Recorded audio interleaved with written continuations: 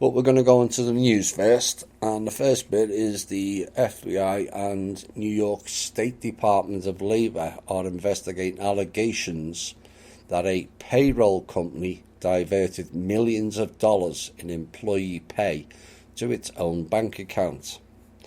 Regular THI listeners will know exactly what that means and what they're up to. And an FBI spokesman confirmed the investigation after the Bureau's Albany, New York office tweeted that it was seeking information from business owners who may have suffered financial loss due to the alleged activity of My Payroll HR and its affiliates. And a spokesman for the U.S. Department of Labor said New York State labor officials are also investigating. Now, My Payroll HR, based in Clifton Park, New York, no surprise, apparently ceased operations last week after the direct deposit company Cachet Financial Services claimed it had diverted as much as $26 million in small business employee paychecks to one of its bank accounts. Cachet handles direct deposit transactions for numerous payroll firms, and last week My Payroll HR said in a message to clients posted by the website Crebson Security, I'll have to look them up, probably linked to Citadel, that we are no longer able to process any further payroll transactions. In some cases, small business employees did not receive their regular direct deposit paychecks at the end of August, and their normal pay was withdrawn from their accounts twice. Again, listeners to this show will no doubt remember that I warned of that, and about 4,000 businesses that used My Payroll HR were affected by the situation. Perhaps if that doesn't make things clear, bits later on will make it even more clearer. Of course, we've heard a lot, and Greta Thunberg et al. Has rammed things down our throats about climate change and humans are responsible and all this bollocks, CFCs and whatever else they blame it on these days. But there was a report out this week that should raise other concerns and perhaps make people sit up and take notice of the rubbish that they've been talking. And this is the most powerful greenhouse gas known to humanity, and emissions have risen rapidly in recent years, according to the BBC. Sulfur hexafluoride, or SF6, is widely used in the electrical industry to prevent short circuits and accidents, but leaks of the little-known gas in the UK and the rest of the EU were the equivalent of putting an extra 1.3 million cars on the road. So much for health and safety. And according to them, levels are rising in an unintended consequence of the green energy boom. Oh my. It's that Ouroboros again, where he put in one thing to do one program and another program to do another program, and they both eat themselves.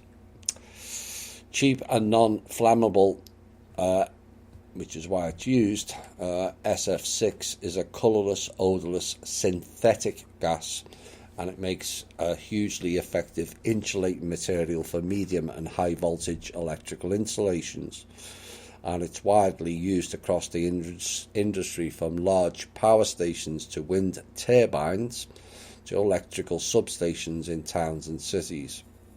Now, as it said, it prevents electrical accidents and fires, but apparently now it causes climate change. But it's 23,500 times more warming than carbon dioxide.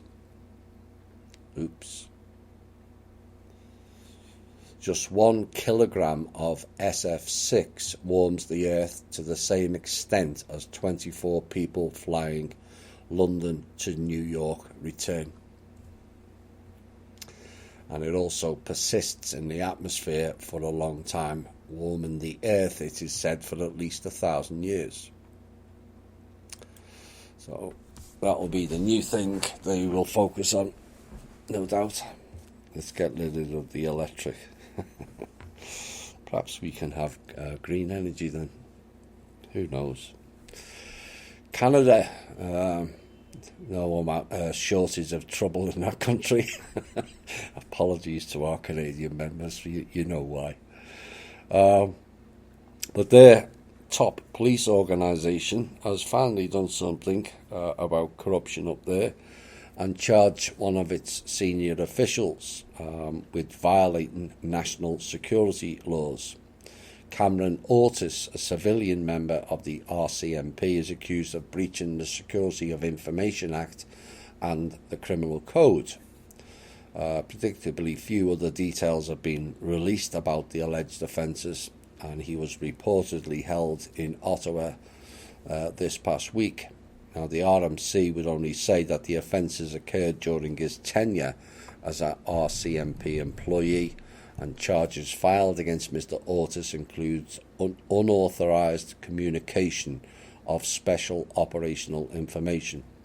In other words, maybe he was a whistleblower. Possessing a device or software useful for concealing the content of information or for surreptitiously communicating, obtaining or retaining information, and a breach of trust by a public officer.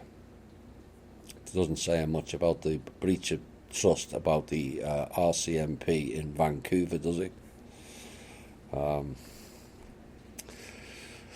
Anyway, Mr. Ortis is was a Director General of the Intelligence Unit, and he was also has expertise in East Asian affairs.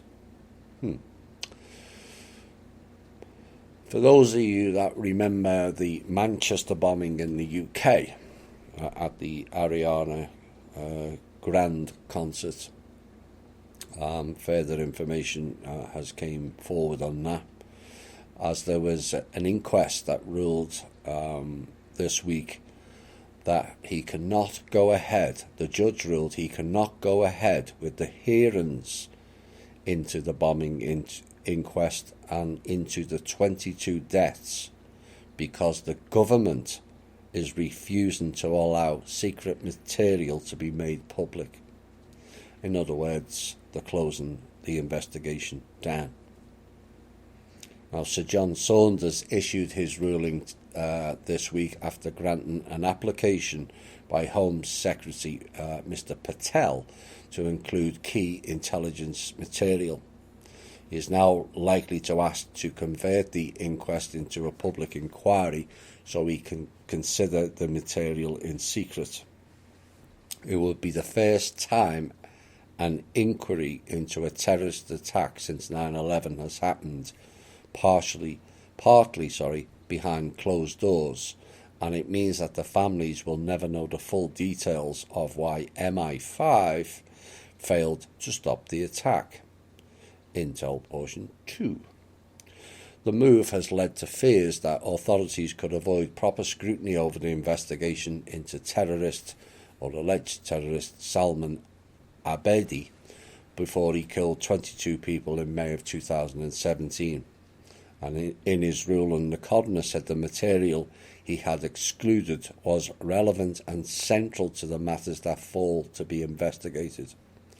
Accordingly, my provisional view is that an adequate investigation addressing the statutory questions could not be conducted within the framework of the inquests. It's funny though, isn't it? National security. Where have we heard that term? Every time there's an investigation, funny enough. National security is another word for cover-up. Iran, it has said, has accused the US of deceit after Secretary of State Mike Pompeo said Tehran was behind the damaging drone attacks on 2 Saudi oil facilities. Mr. Pompeo had rejected claims by Yemen's Iran-backed Houthi rebels that they had carried out the attacks. Now, Iran's Foreign Minister Javad Zarif said that blaming Iran won't end the disaster in Yemen. Saudi Arabia said Saturday's strikes had halved its crude oil production to 5.7 million barrels a day. That's all they're concerned about. And all eyes will be on the markets when they reopen on Monday, with experts expecting a significant rise in price. No surprise there either. Now, the US Secretary of State gave no specific evidence to back up his accusations. That's a bit like Bubba. Perhaps Mike Pompeo should join Team Bubba. Simply saying, we call on all nations to publicly and unequivocally condemn Iran's attacks. But you haven't provided any proof that they did it. So why should we condemn them? And he also went on and said the US would work with its allies, didn't realise we had any, to ensure Iran is held accountable for its aggression. Or perhaps we just have one. You'll know which by now. This was pulled from an article by Tyler Durden in Zero Hedge. He writes some really good stuff on the financials and what's going on. And essentially, it was being confirmed by the DOJ this week that they have accused the PM trading desks at JP Morgan of being deeply involved in what prosecutors described as massive multi-year scheme to manipulate the markets for precious metal future contracts.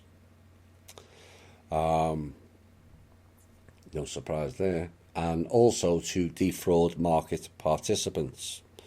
In an indictment unsealed on Monday, the DOJ charged Michael Nowak, a JP Morgan veteran and former head of its precious metals trading desk, and also Greg Smith, another trader on JPM's metals desk, in the probe.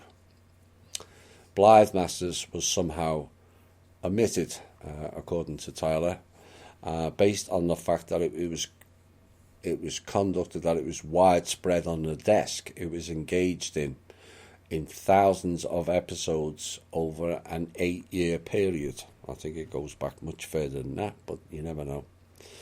That it's precisely the kind of conduct that the RICO statute is meant to punish, according to Assistant Attorney General Brian Benchkwalski. I don't know, I've come out with these names. What happened to Williams and Smith and Jones? Here's where it gets extra interesting.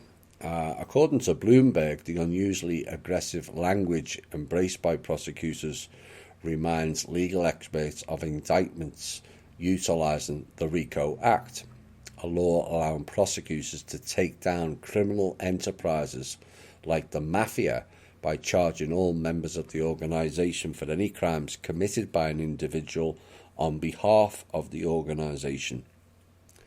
Interesting terminology.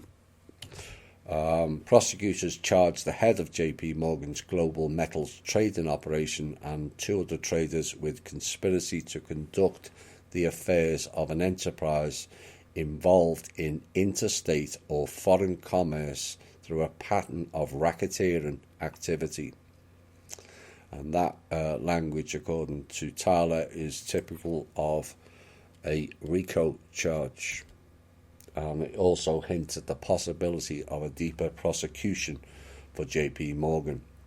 Already 12 people have been charged in a precious metals market rigging conspiracy. Yes, we know for a fact that JP Morgan rigs all metal markets. It always has done. State prosecutors in Manhattan, New York again, has subpoenaed Mr. Trump's accounting firm to demand 8 years of his personal and corporate tax returns, according to several people with knowledge of the matter. And the subpoena opens a new front in a wide-ranging effort to obtain copies of the president's tax returns, with which Mr. Trump initially said he would make public during the 2016 campaign, but has since refused to disclose. Now, the subpoena was issued by the Manhattan's District Attorney Office last month, soon after it opened a criminal investigation into the role that the president and his family business played in hush money payments made in the run-up to the election. You know, there was a simple solution for this, was there not? A private, across-the-board committee before he was inaugurated that went through his papers. Problem solved. You know, you're always going to be open no matter who you are. And all of them in high-end finance have all been involved in some sort of fraud, corruption or skullduggery. It's how that system works. You cannot get round it. You can be the most honest person you like. It's how the system is run. But that could have been solved with a private committee where the incoming president goes through certain details, depending which field he comes from, that may come up in the public arena that's going to distract the president from allegedly doing his job. Surely that makes more sense, does it not? You know, or you could, before these people become candidates even, surely you would check there's no dodgy business going on, like Beto O'Rourke, who's got a plethora of criminal indictments, and yes, he's in politics.